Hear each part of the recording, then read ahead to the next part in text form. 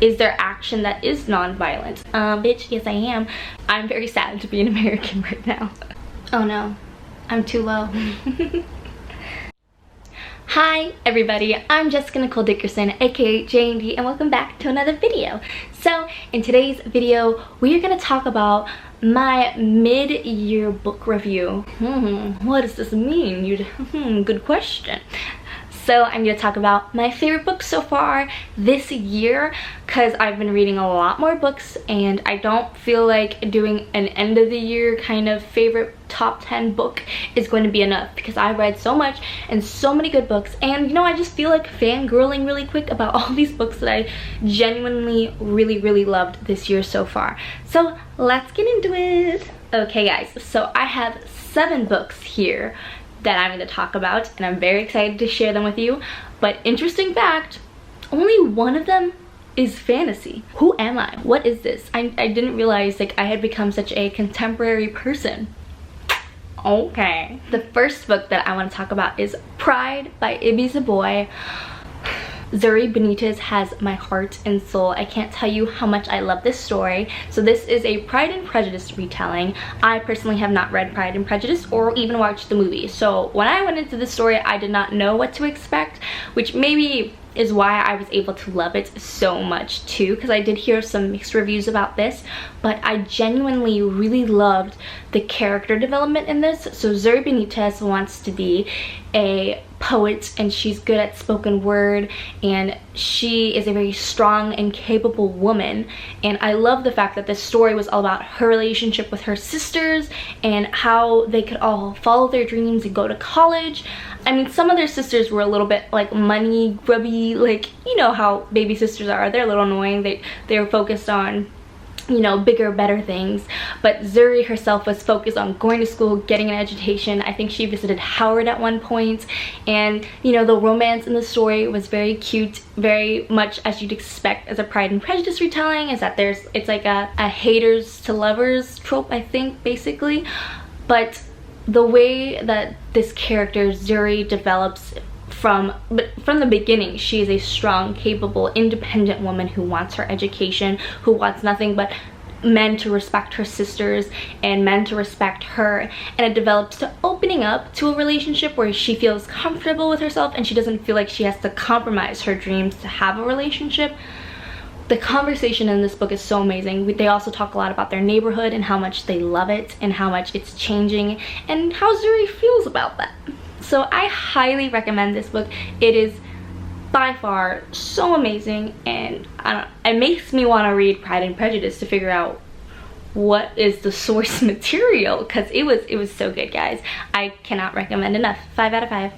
The next book you possibly have heard about too, A Very Large Expanse of Sea by Tahereh Mafi. So this book is about Shuri, and it's placed in 2002, so it's after 9/11, and it's about a Muslim American teen and how she's dealing with how people are basically being racist to her. They have a prejudice, and I love how this character is so angry, and technically you would consider her a flawed character, but I love how the book illustrates what's happening to her to cause this to happen, and how her loved ones are trying to support her and try and ground her and make sure that, you know, that even though some people are bad doesn't mean everyone's bad. But at the same time, you see what's happening to her and you understand why she's behaving the way she is. It is such an eye-opening book. So I did give this book though a 4.5 out of 5 stars, just because I found it to lean on the romance a lot, whereas Pride, she was very independent and driven. Shuri was very angry, and she did have breakdancing, but I feel like in the end, the resolve of this book was the romance. It was the fact that she had someone that was finally there to support her and she can open up, which is great. Still a 4.5 out of 5. I would have liked to seen her not be as dependent on the male lead, but it was still an incredible book, and I look forward to reading more about Muslim American teens and hopefully seeing them themselves be super confident and develop into someone who's super confident without a romantic storyline.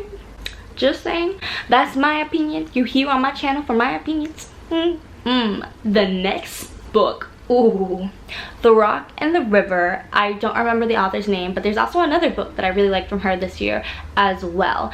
But this is a story that takes place in Chicago during the civil rights movement, and it's all about this boy Sam. Sam is about 13, 14, and his dad basically works with MLK and is preaching nonviolence, and Sam's older brother has joined the Black Panthers. So it's that conflict of what is right and what is wrong. Sam thinks that both sides can't cohesively live together, and he wants to do more and be a Black Panther, but at the same time he doesn't want to be violent, and he sees all the justifications his dad has been saying why we shouldn't be using violence as a tool to progress, because it won't work.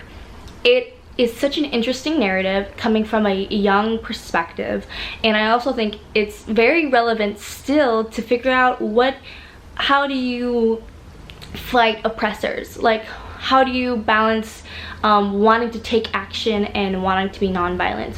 Is there action that is nonviolent? It's a great piece. I really enjoyed it, and there's a little romance in there, but it's not at all the focus of the story, and this story does end on the freaking saddest note, so just be warned, this is not a totally innocent book of just let's have an open conversation. It's like, no, it's freaking sad, but it's real, and it opens up a real discussion, so I loved it.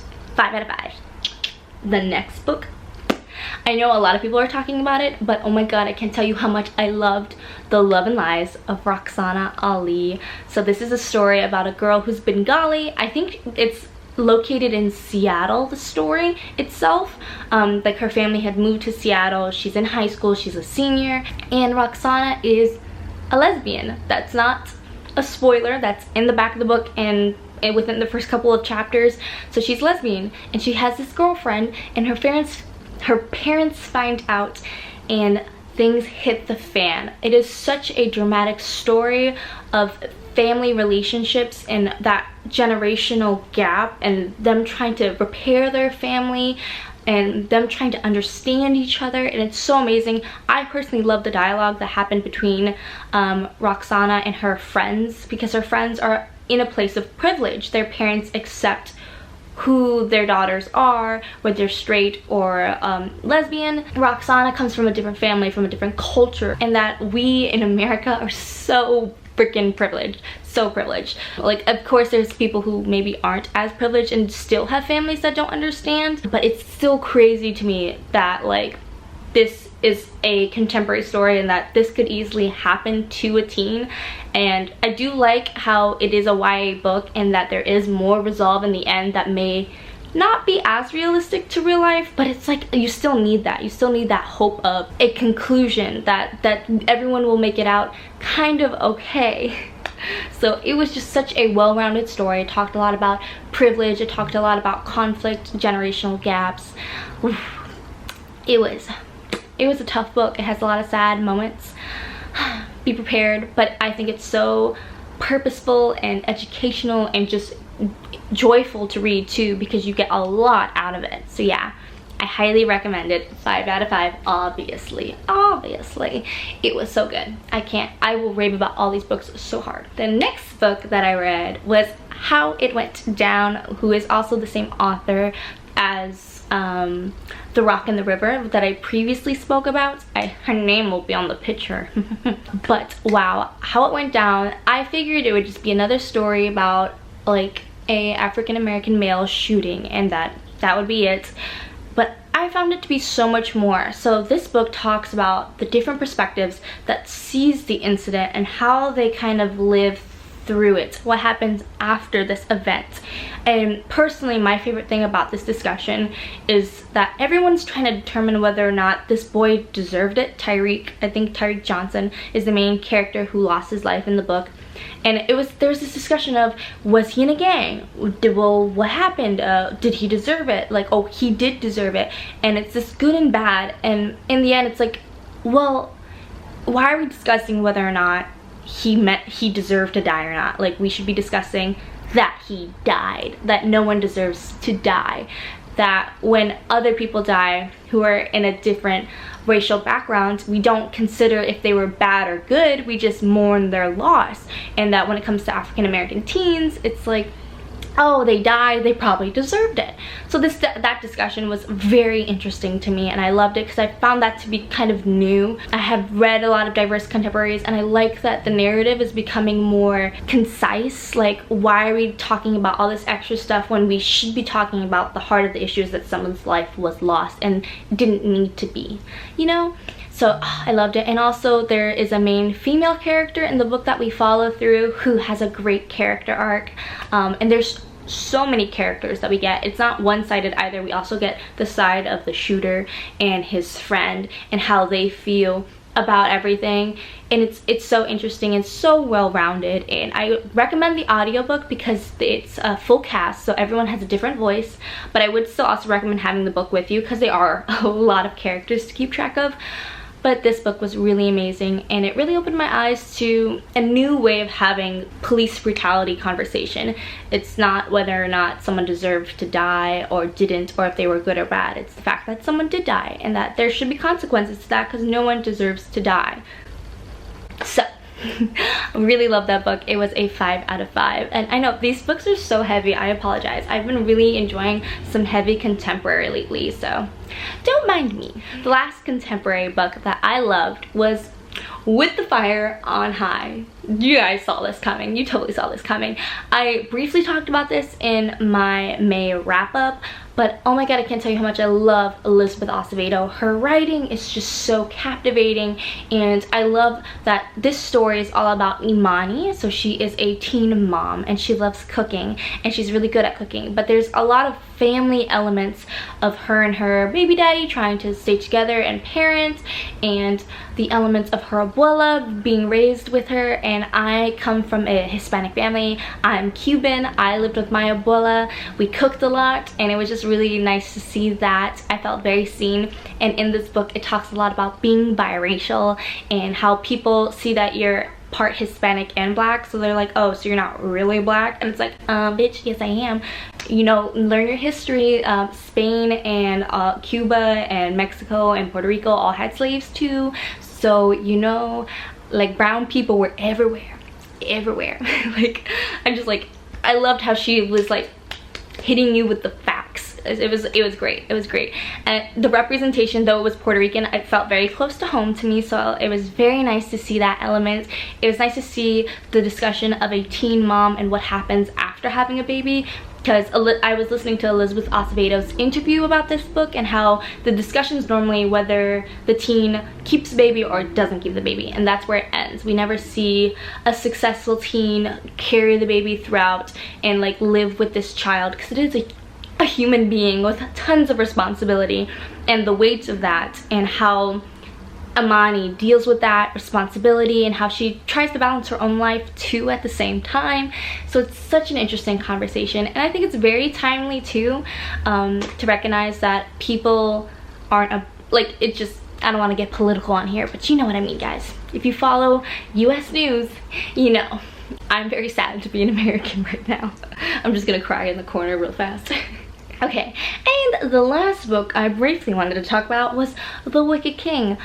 So I believe this is basically like one of the 3 fantasies that I've read this year, but I still love this series so much. So it's the story by Holly Black, and it is the sequel to The Cruel Prince. So I found The Wicked King, I gave it a 4.5 out of 5 stars.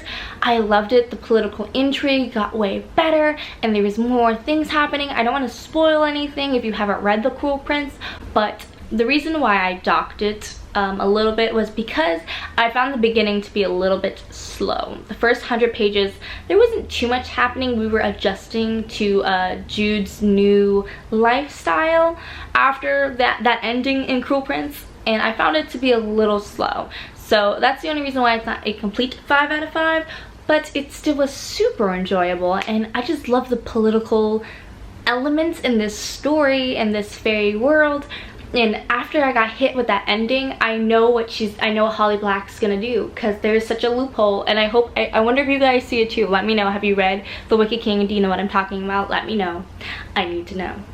Okay, well, that is it for today's video. Thank you so much for fangirling with me, guys. Yes, yes. It's a good time. Books are they're just a good time. Well, make sure you comment and like this video and subscribe if you want to see more of my content. And I will see you guys in my next video. Bye.